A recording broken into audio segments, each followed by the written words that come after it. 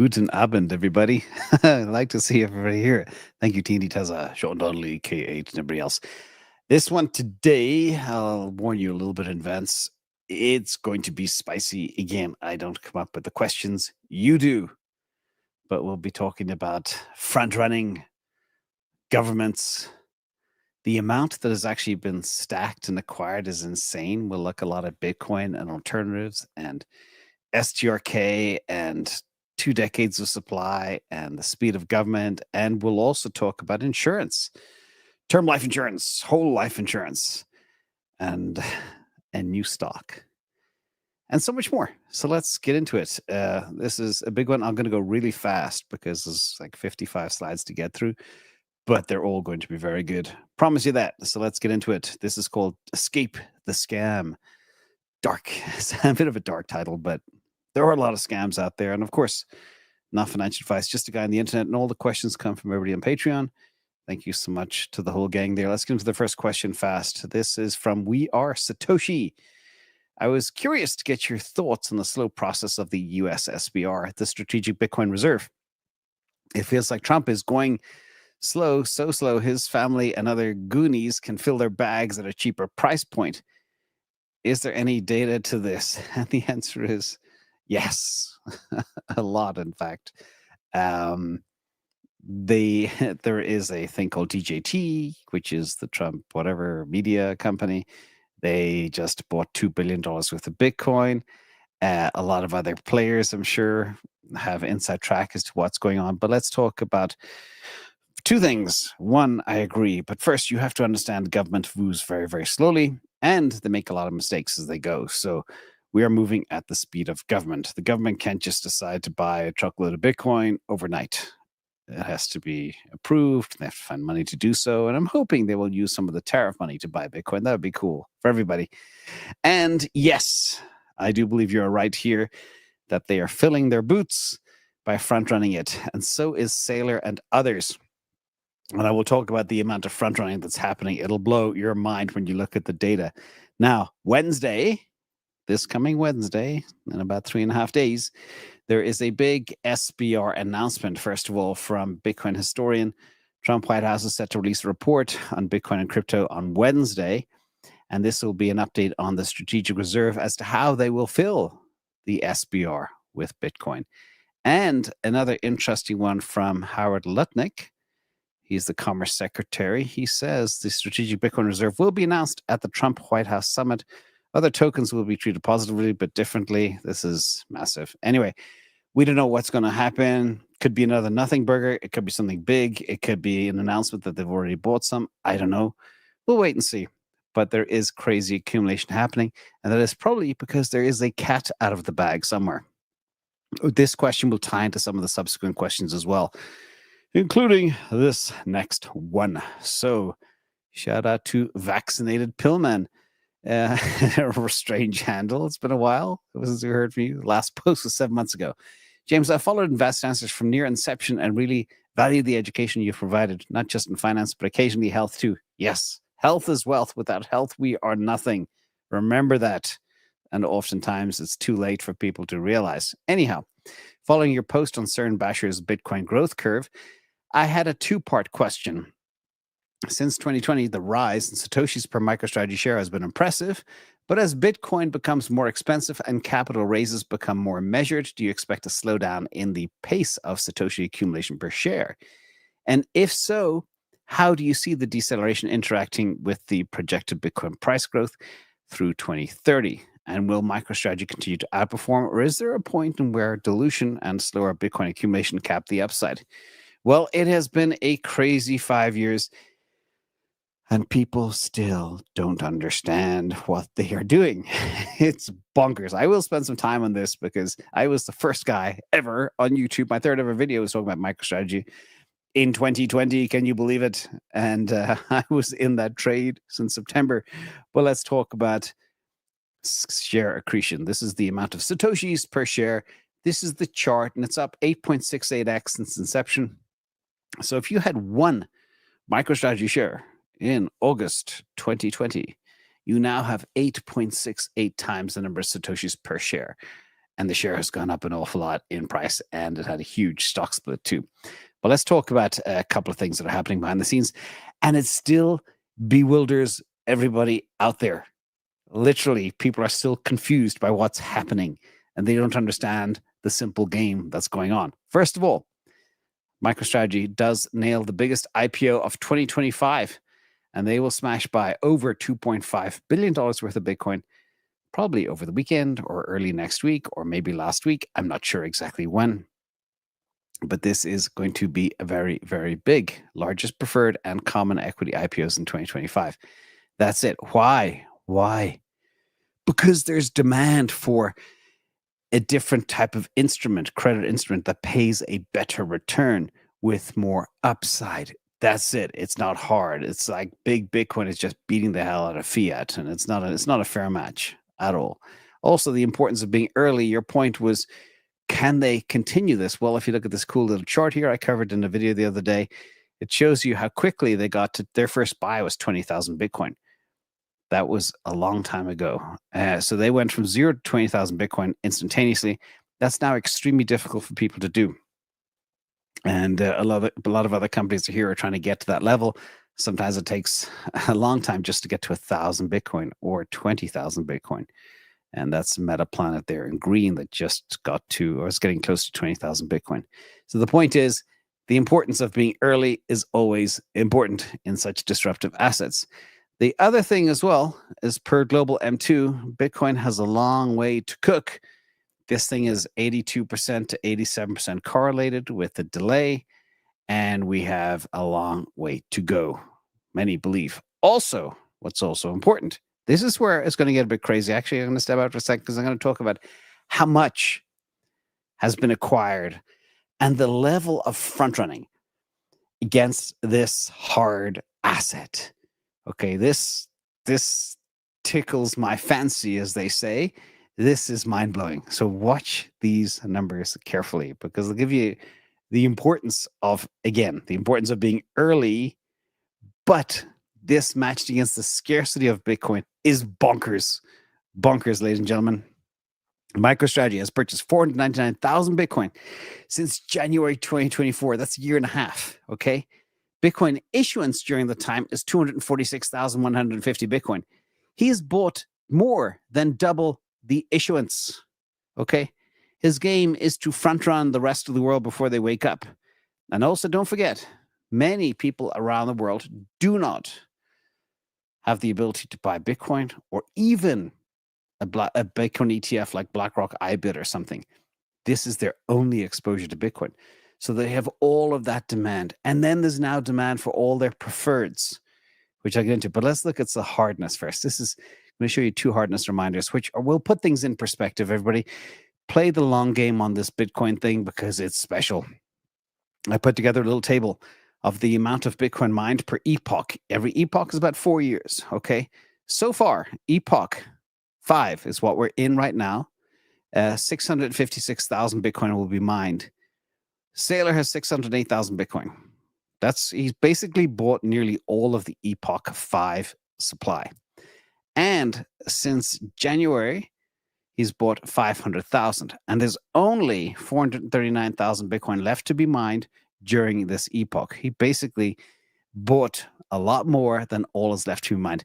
But most importantly, if you look forward to epoch 6, 7, 8, 9, 10, going out the next 20 years, Saylor has more already than all of the Bitcoin that will be mined between the year 2028 and 2044. Bonkers, okay? If Bitcoin is still around over the next 20 years and Michael Saylor is just sitting there on his bags, everything will do very well, okay? It's a foregone conclusion because of the importance of front running, getting in early, okay? This thing is going to get tighter and scarcer over time as we go forward. Now, let's look at the ETFs. This is even more bonkers. ETFs now hold 1.273 million Bitcoin, okay? They have bought 20 years of supply. They bought all of Epoch 5, all of Epoch 6, all of Epoch 7, all 8, 9, and 10. So, but the whole 20 years of supply is now housed within the ETFs. Okay. Anybody else coming to get it is going to be SOL, which is a technical term. And this is the multiple infinite money glitches that exist right now. Okay, back to the point. Can they continue? Well, they get more and more creative every single time. And this is freaking people out because they don't understand it. But there's not only just MicroStrategy stock. There's STRF, STRC, the brand new one. That was the biggest IPO. STRD and STRK. We'll talk more about STRK in a minute. Tons of questions regarding this because everybody who watches my show has massive multi-million-dollar bags of MicroStrategy because they got in early. So congratulations. And the final point I do want to make regarding this question, it's not a fair fight. People are bewildered. Once more, they don't understand how this MicroStrategy company and this Bitcoin thing is having it so easy. Well, think of, thank you AI for doing this for me. This is Bitcoin boxing against fiat. It's not a fair fight. Okay. Okay, the Federal Reserve prints money out of thin air all the time. It's stupid that it's even allowed. It's backed by nothing. Okay? Look at the scarcity here. Shocking.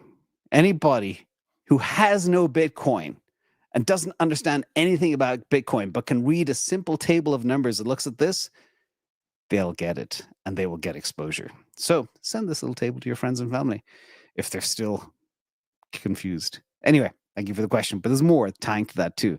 This is the next question from Omar. Hello, James. Greetings from Jordan.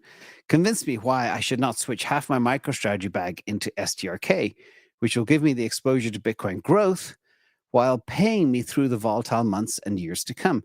The global and political situation does not seem to be getting better anytime soon in the USA, Europe, and Middle East. What are the cons for making such a switch? And if Bitcoin reached 160K by year end, how will that affect both MicroStrategy and STRK prices? Great question.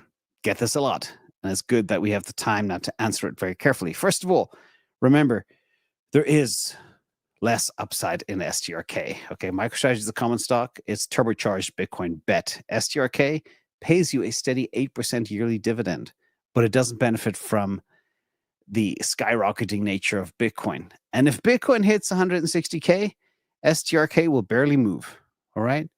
And STRK is actually down a little bit from where it was a couple of weeks ago.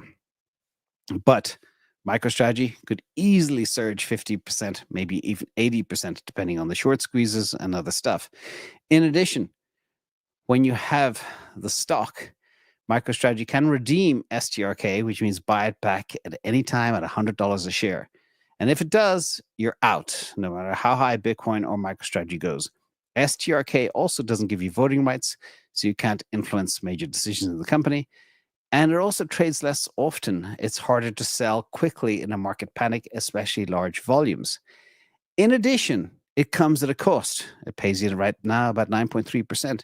But that's heavily taxed. If you're in a tax-free zone, don't worry about this. But if you're like the rest of us that get paid, they have to pay short-term taxes, that can be 37% or even higher in other places around the world. So you give up the long-term capital gains, which are taxed less, and STRK's upside is capped, and that is the problem. So finally, what if Bitcoin hits 160K? MicroStrategy could jump to $600 to $700 easily, and STRK might go to 105. But you'd miss out on all of the gains. So I think it's pretty clear what your answer is there. The answer is nope. Wait. If you believe Bitcoin's going to 160K and everything I've said so far about hardness, about the strategic Bitcoin reserve, about the front running, about the big smash buys that are coming, about the other treasuries that are coming, I think you know what to do. Thank you for the question in Jordan. Thank you, Omar. Next question is Invest question. I love the name Invest question for Invest Answers. I'm new here and I'd like to say that Patreon and Discourse are absolutely legendary. Woohoo! Discourse is our deep, involved conversation platform. Anyway, the IA team is awesome, worth every single penny. Woohoo! Thank you. I'm considering, and it's not just me, it's the whole team. I'm just one of the cogs in the wheels. I'm considering rotating my crypto position into Tesla and would appreciate your input on timing. Historically, Tesla and Bitcoin have shown similar directional performance year over year. with only two exceptions, 2014 and 2018, when Bitcoin was down and Tesla was up. Beyond these deviations, the correlation has generally held, and I value seasonality a lot in my analysis. And from what I've seen, Tesla seems to follow the similar pattern to crypto and the broader S&P 500.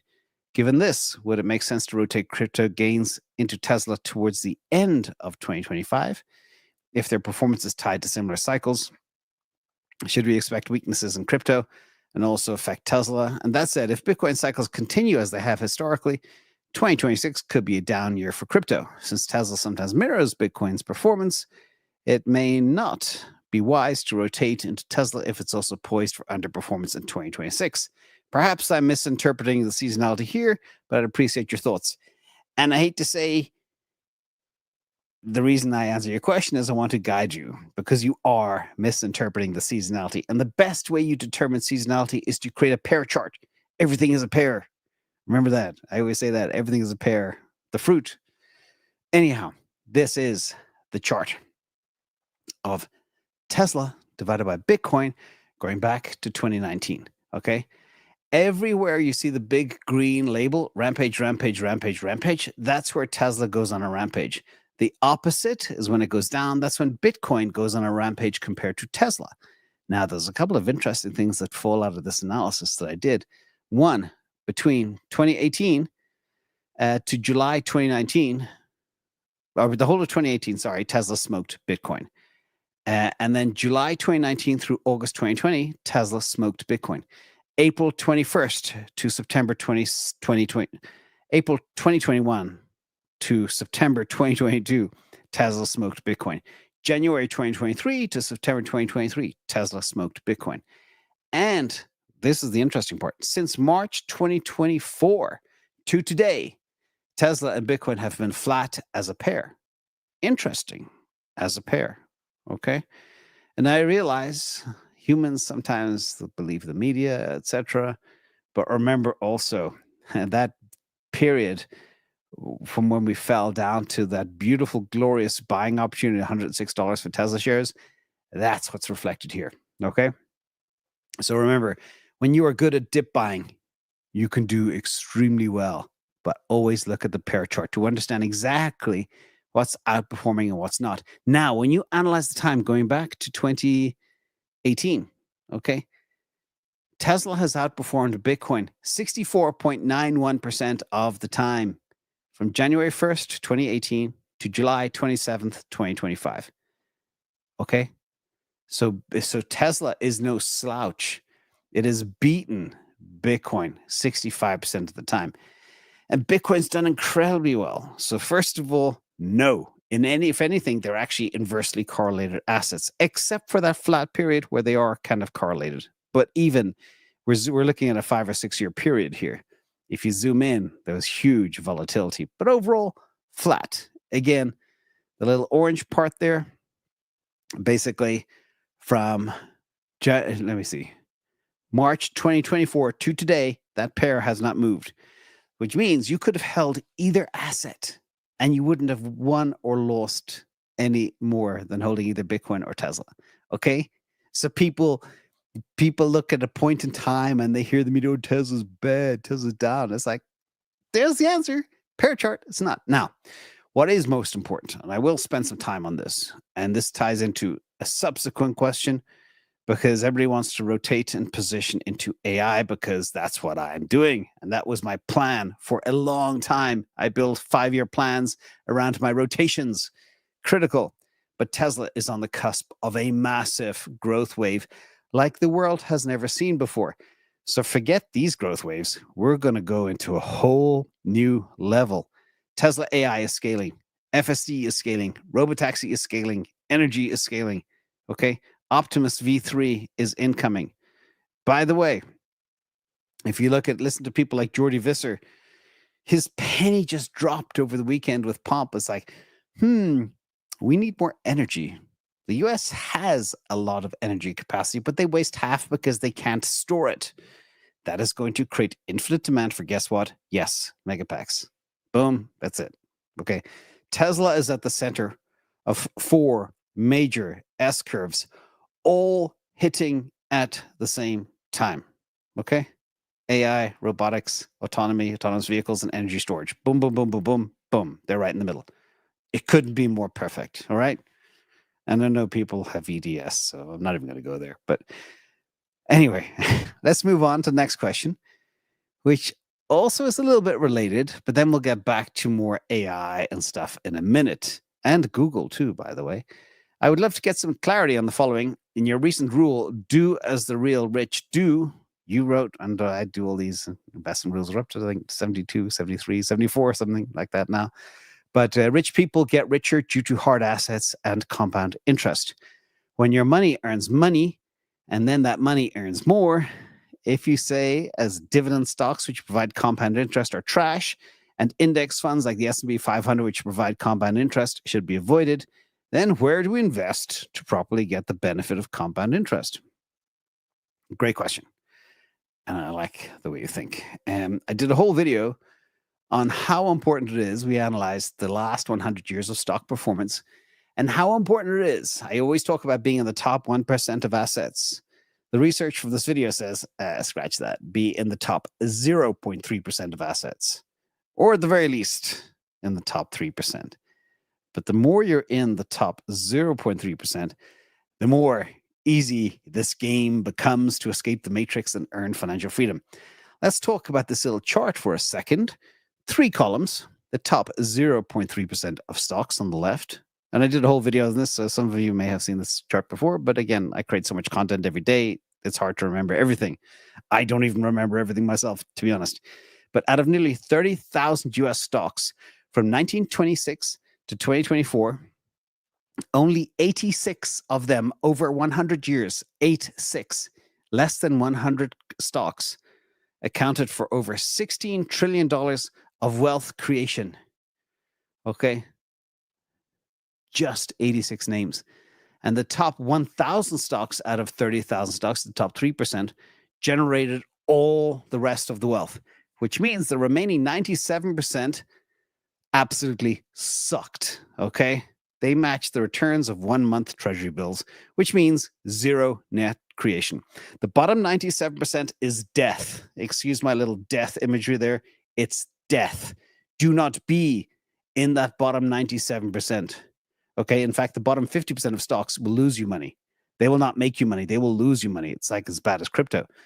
And I always talk about being in the top 99.9% of crypto. Same thing here. Now, top 3%, your average return, massive, but the top 0.3% average return, a lot more. Big average return for the top 86 stocks, $186 billion per stock on average. And there's some crazy outliers in there as well, like the Microsofts and the Nvidias and the Teslas, etc. And the average return for the top 3% is 79.4, and the average return for the bottom 97% is 0. I'll hammer that home again, 0. And how do the top 5 wealthiest people on the planet, how are they all in tech? How do they keep getting wealthier every year? Because, all right, they don't sell their bags. They borrow against their bags, and they are in the best bags. You know, the Jeff Bezoses and the Jensen Huangs and the Elon Musks. In fact, all of his SpaceX and XAI and everything else. He owns, I think, 55% of XAI. But this is the simple way. This is, you know, you can do this in Schwab, you can do this in Robinhood, you can do this in Fidelity, you can do this in JP Morgan. But this is paying with debt. This is how you leverage your investments. They call it an SBLOC, a securities-based line of credit. You can borrow against the value of your investment portfolio without selling any of it. And these are typically in non-retirement accounts with liquid, publicly traded stocks, bonds, ETFs, mutual funds, etc. So you can borrow against it all. But when you have an asset that's going up by 20, 30, 40%, by the way, the top 3% of assets here, the top 3% have an average CAGR since inception of over 20%. Okay, if you have $1 million of assets that's going up by 20% every year, that $1 million within a year becomes $1.2 million. And you're borrowing against the $1 million at, say, 5%. You need 60 grand a year to live. You write off the interest in that debt. But next year, your bag becomes 1.2 million instead of $1 million. You can borrow more without selling anything. Next year, you can borrow more. Write it all off. That's how the rich get rich. But the real rich are in the best assets. They're not in ETFs. They're not in stocks. If you saw Jeff Bezos' portfolio, it wouldn't be the S&P 500 index. Anyway, moving on. Next question, abundant life. And this question is a bit hard-hitting, so it's important for everybody to understand this. And it's great news that Abundant Life, who was diagnosed with cancer in 2019, had a $1 million term life insurance policy. And I will warn you, this response is spicy, and I'm so glad that Abundant Life has beaten cancer. Woohoo! Awesome. Fantastic. Never give up as well. But treatment has gone well, and I don't think I'm going anywhere soon. Awesome. Since then, I've aggressively tried to convert my term life insurance to whole life insurance. Converting $700,000 is about $2,500 per month, and the current cash value is $69,000. Health residuals have made work more difficult, and I have 10 to 15 years to complete my conversion. I've accumulated some Bitcoin, and currently my Bitcoin stack is twice as much as my debt. Should I sell my Bitcoin to keep my life insurance afloat, or do you think it might make sense to close the life insurance policy to get the cash value and buy Tesla stock? I believe at today's price, that would get me 200 shares, which is the magic number in your 2023 Retire on Tesla video. NFA, thank you so much, and stay healthy, my friend. This is, again, a big one, and 300 shares is optimal for Tesla. 200 is a good start, depending on what your burn is and how much your cost of living is. But we'll talk more about where this thing could be going towards the end of this answer. But I will spend a few minutes talking about life insurance, term life insurance, whole life insurance. And I hope there's no life insurance salespeople out there, because I'm about to kick them in the teeth. Apologies in advance. But anyway, number one, term life insurance. Most people outlive their policy. You pay premiums for 10 years or 20 years or whatever, but it is going to sound really crass. So I warn you, if you don't die during that time, the insurance company keeps all your money. You get nothing back. It's like renting protection. If you don't use it, by dying, it expires worthless. Okay, I warned you. It's hard, but I got to share this blunt thing. And yeah, it's a bad investment. It's not really an asset. It's a temporary safety net. And sadly, it only works if you die. And I don't want anybody to die. But if you do die, it can be financially helpful to your family. But 90% of people who survive their policy, it's just lost money, with some nuances. Okay. But what's very important to know about the products themselves, the 100% typically of the first year of premium is paid back in commission to the salesperson that sold it. And then they get 10% perpetual after that. And then on top of that, 25% of the premium is advertising, sales, lead generation, etc., to bring in these people. It's sold really hard.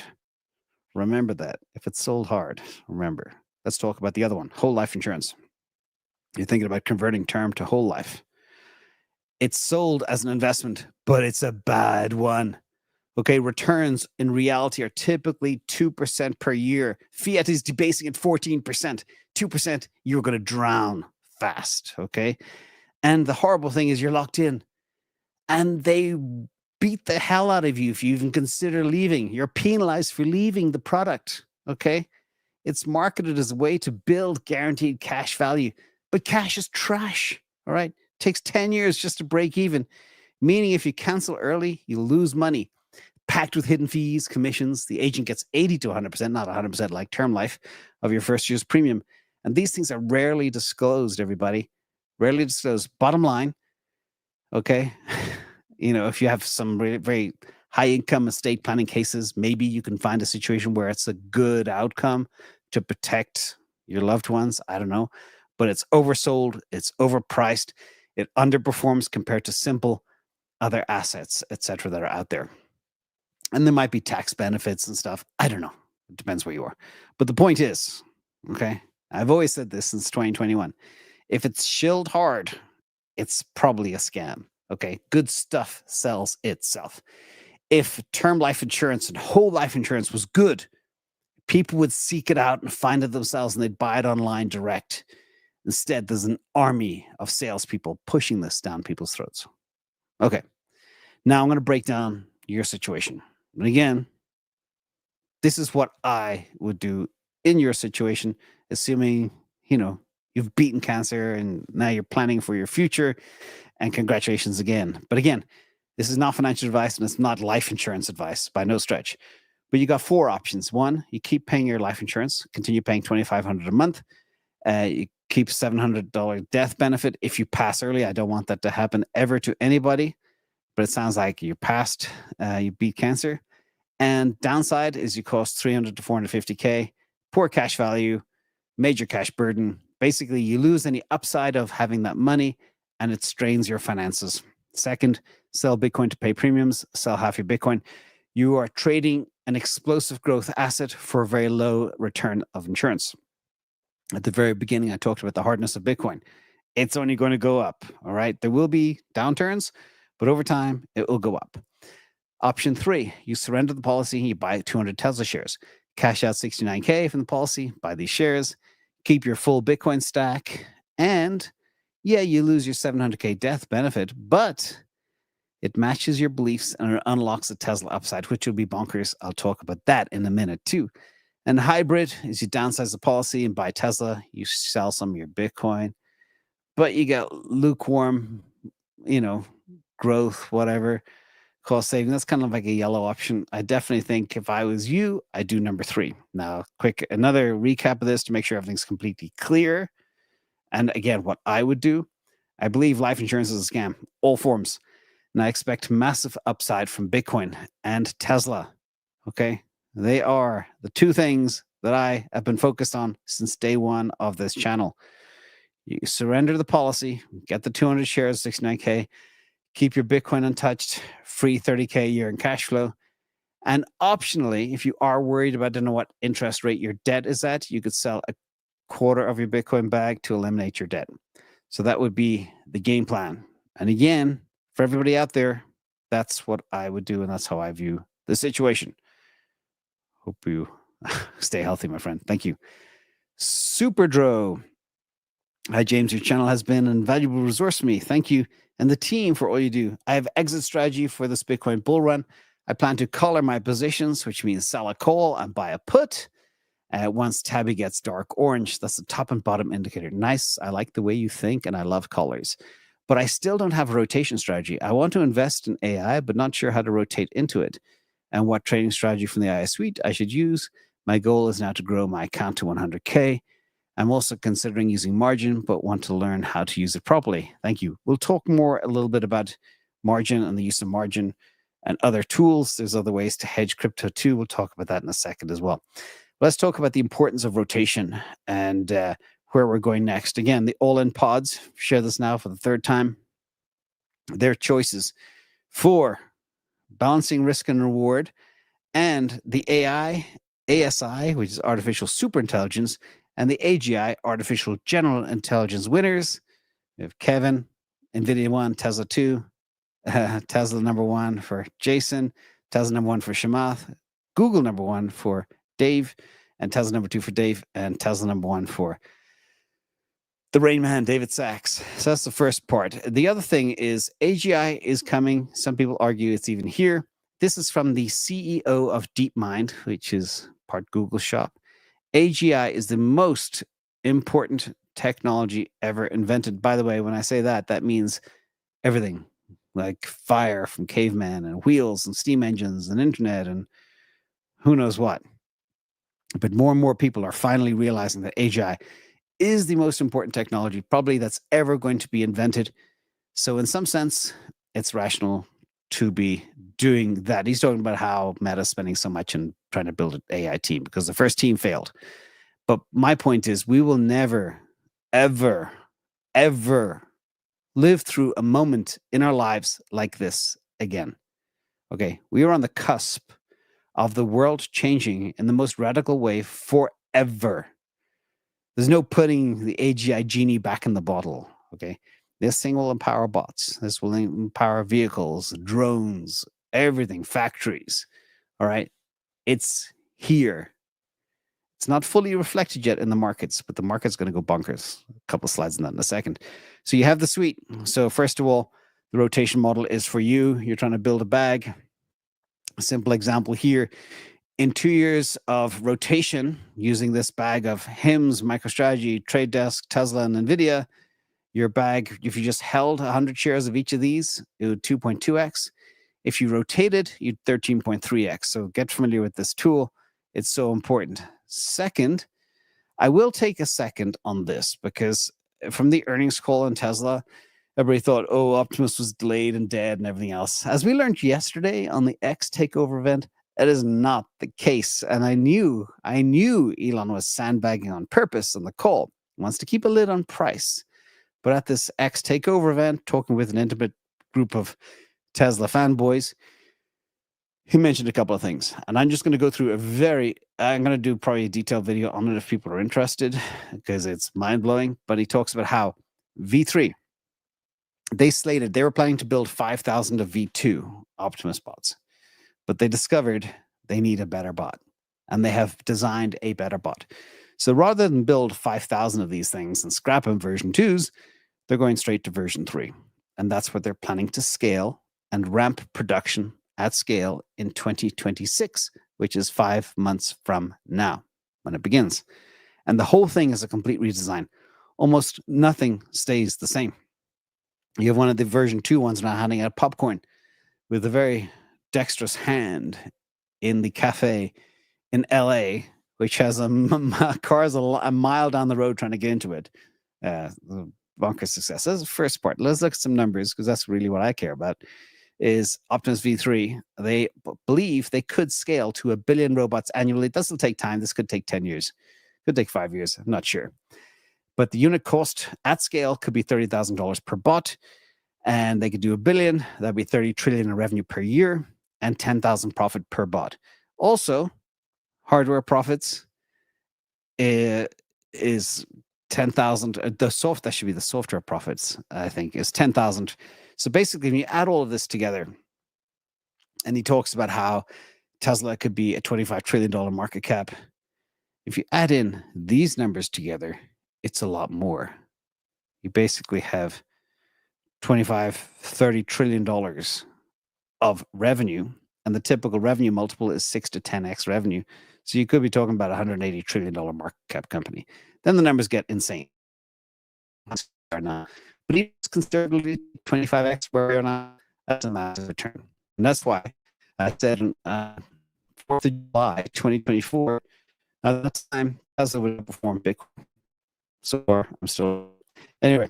Watch this. AI is huge. Biggest thing to ever the planet. Bitcoin is big, but this is even bigger. Now, let's get on back here. New stock, this ESCO. Signed up for Patreon recently. Lots of value in there outside of YouTube. Great work. Yeah, thank you. What are your thoughts on Astera Labs, US semiconductor company with modest $60 billion market cap compared to its competition and its experiencing high growth in revenue? You basically count all stocks inside Mag 9 with Tesla being one bet for the coming years. I don't know if Tesla. It doesn't seem like prices coming down back into the ideal range, because you're thinking at 320 is too expensive. It would be great to pick up something else that might be undervalued. So I like the way you're thinking, and this is interesting. Sometimes, people ask me to have a look at stocks, and normally they're all bad, but this one is super interesting. And I only talk about the interesting ones, by the way, too. I don't even waste time on the bad ones anymore. Alab solves a key need. They specialize in high-speed connectivity solutions. And we know there is an explosive AI boom.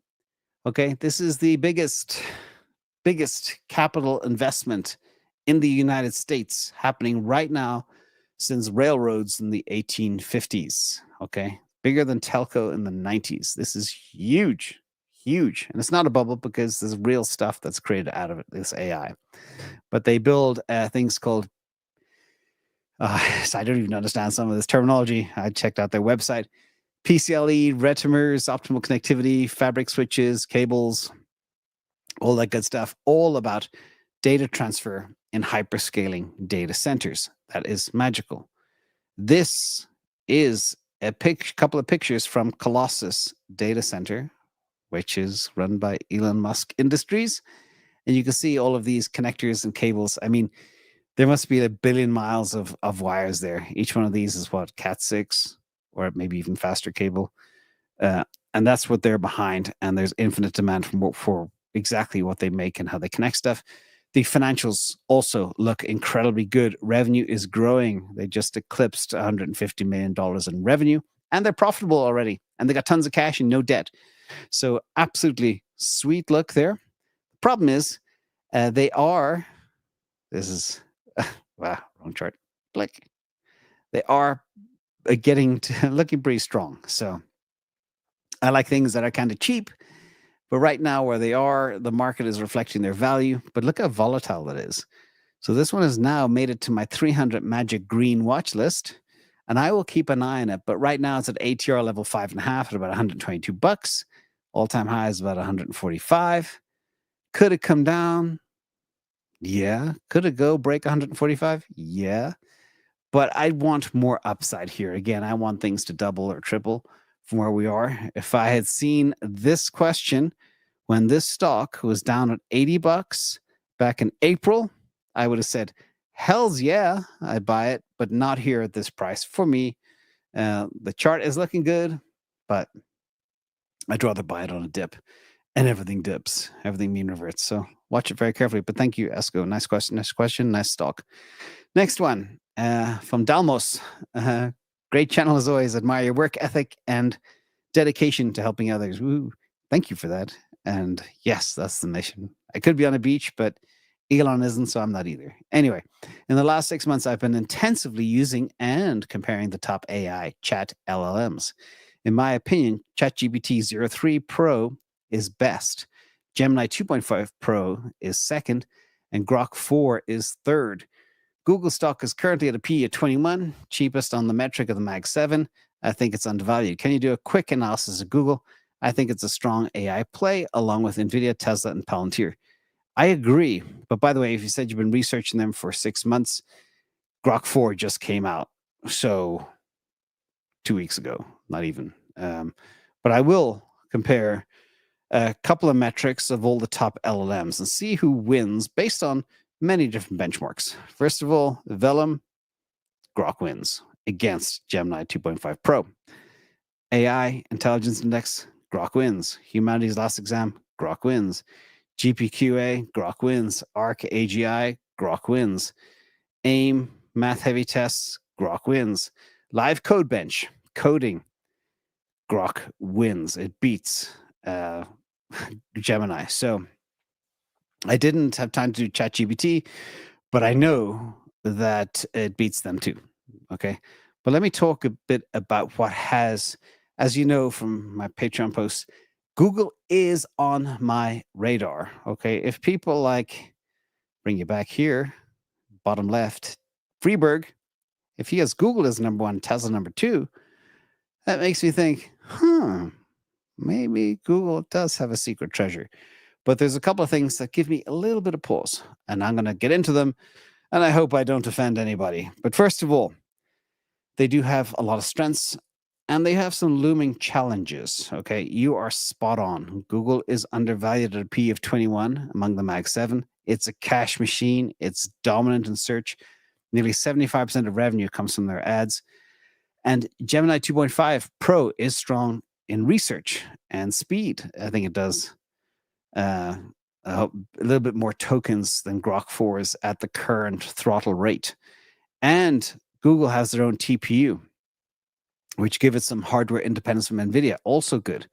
The problem we have, right, is the pivot to AI introduces real risks, and that is the cannibalization of their golden goose, which is their search ad revenue. Okay, their core is search ads, but AI overviews, which direct answer results, is cannibalizing their publisher traffic and their network revenues. Google network revenues are down so far in Q2. So we'll see where all this goes. But my concern is they have to jump the shark, cross the chasm, go through the moat full of alligators and stuff. That's going to cause some pain. And I think that's what the market's seeing right now. The other thing that has me concerned, and that's what keeps me out of the trade, okay? And I was in Google.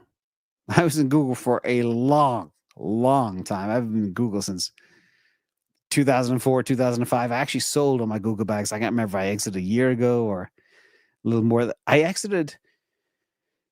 Did they have the 21 stocks? But anyway, not too long ago, I got out because I wanted to rotate into Tesla. I believe Tesla's a better play. Now, this is the piece, and I hope it doesn't offend anybody, but Google should have one AI. Okay? They've been in it with DeepMind for like a decade. They have all the compute. They have all the world's data. They should have cleaned up and destroyed everybody. Okay? And Elon admitted he got in late 2 years ago, but he got in because ChatGPT became, or OpenAI became closed AI, and he didn't like that at all. So these are some of the reasons I think what's keeping me out of the trade is they have bloated bureaucracy and very sluggish innovation, or they have innovation, but they don't bring it to market fast enough. There's too many layers of management, very slow decision-making, very slow product launches. They should have destroyed ChatGPT. They didn't because they weren't responsive, okay? And they don't respond to market shifts. They see what's coming. They know what's coming. And they just sit on their hands, and I don't know why. Maybe because they were afraid that they would cannibalize their core revenue. Not sure.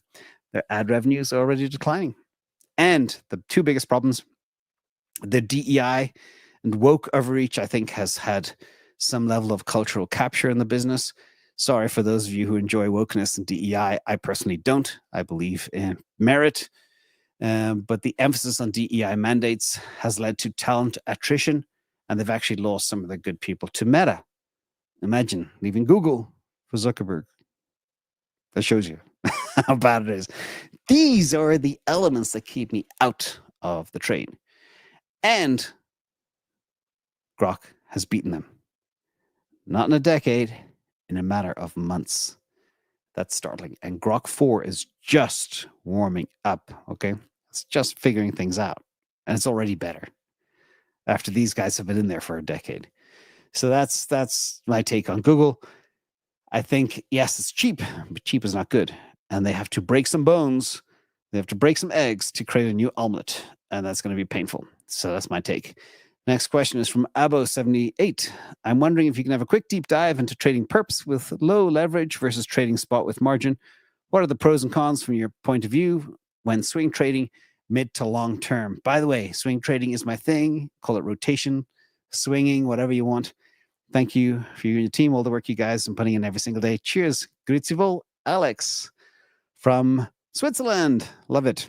Now, I put together two little tables because we don't have time to go in depth, but I'll summarize this. You can pause it and write things down because I did compare perps with low leverage. By the way, if you do a 25x or 50x perp or 100x perp, you're just going to get your head handed to you. Okay.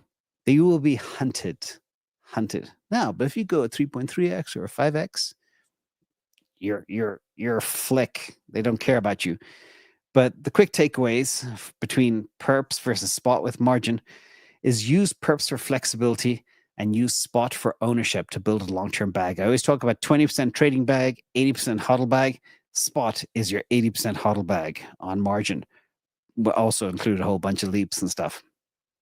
Perps with low leverage, great for short-term moves due to high liquidity and easier shorting or longing. And there was some great perp entries as well so far earlier this year. But long holes face ongoing costs from funding rates as well, and also trading fees. So be careful of that. Try not to hold these things too long. But the fees have come down a lot as the competitive space around perps has gotten much more competitive. So fees are nowhere near as high as they used to be last year. Spot with margin is better for directional plays, for longer term swings. You know, you want to be in something for a 6 to 18 month period. Interest costs are predictable, so are the returns that you get, etc. And that's good. However, it is more expensive, and you do get staking rewards if you're doing crypto as well. However, it's more expensive over time if borrowing and shorting can be illiquid. But basically, summarize: choose perps for speed and tactical trades. Choose spot margin for longer swings, okay? Longer holding periods. Also, quick takeaway here is, again, hammer it home. This is looking at strategy fit for your medium to long-term swings. Again, use perps for nimble leverage plays, use spot margin for slower, steadier growth, ownership benefits as well, including borrowing against your assets. So I hope that helps. And favorite part of the week, thank you to the team behind me on this. This is from Deep Dent, who is a manatee. We donated to save the manatees, and he's known to be a bit shy, but Deep Dent is somewhat of a loner and is named for his distinctive scars. So these things get beaten up by boats all the time and often need medical attention, but we'll make it happen. Anyway, DCA tomorrow morning with the team. Look forward to it as always.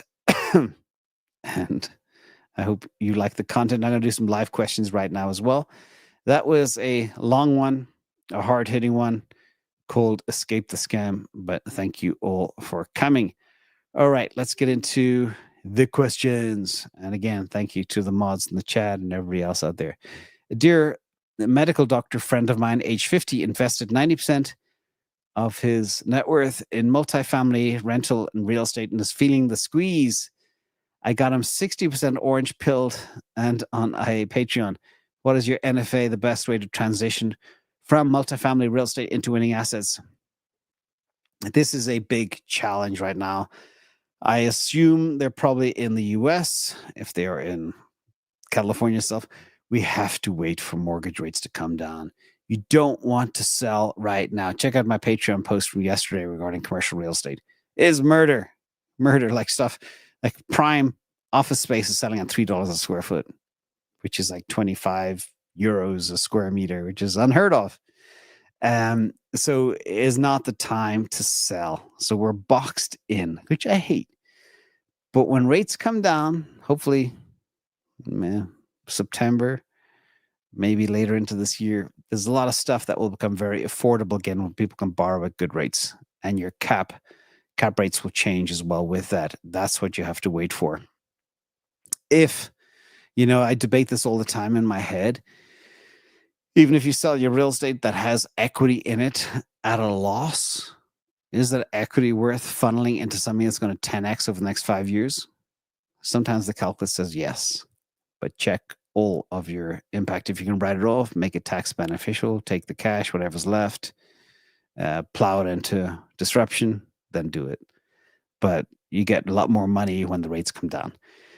Question 2. My kids, 11 and 16, custodial brokerage accounts made early 2024 with 25 /75 Tesla MicroStrategy have exploded due to MicroStrategy now. MicroStrategy's gone up in value and the Tesla position is only 6%. I want to rebalance by 2025 Christmas with a 5 to 6 year time horizon on your mind. Your NFA for which assets and allocation percentage? Check my portfolio allocations. I think getting them a couple of shares of NVIDIA on a dip, getting into Tesla at low 300s, rotate slowly out of MicroStrategy. Some of it, keep some of it, of course, because we don't know where Bitcoin's going to go. A lot of talk now, a lot of chatter about Bitcoin being at $1 million in 2027. I'll say this again, if the US Strategic Bitcoin Reserve happens and they try to buy another 800,000 Bitcoin, we are going to $500,000 Bitcoin pretty fast. Okay. That's going to be bonkers. So that's what I would do. Hold some, rotate some, and have a nice balance. Check out my rotations as well. Doc Intern, thank you for the question. And Q2, thank you for that question. Rusty Bot, hi friends. Is this where I get financial advice? No, it's not. You get that in Norway. And thank you as well for dealing with me here. I know that was a long one today. Wow, nearly 53 minutes. We try to go fast, but there's a lot in there. And there's a big sense of urgency right now because the world is changing very fast. And if you stick your head in the sand and don't believe it is changing fast, you're going to get your head handed to you. The world is changing very fast. And don't listen to me. I've been telling you since November 2022, it's changing very fast. But now listen to the rest of the world. Everybody is in panic mode, but you're prepared, which is great. Forrest M, IQE Labs, Swiss Guy Ritchie, AZ Rolfer, Spartan, AC1, and Joe Biden's daycare. I don't know if I should be repeating those words. They're funny handles, everybody. Thank you all for coming, everybody. I really appreciate it. Joe Biden's daycare. You guys crack me up. Thank you all for coming. Thank you to mods in the chat. Shawnee, T&D, K8, the whole gang. Love you all. See you all tomorrow morning. DCA. Bye-bye.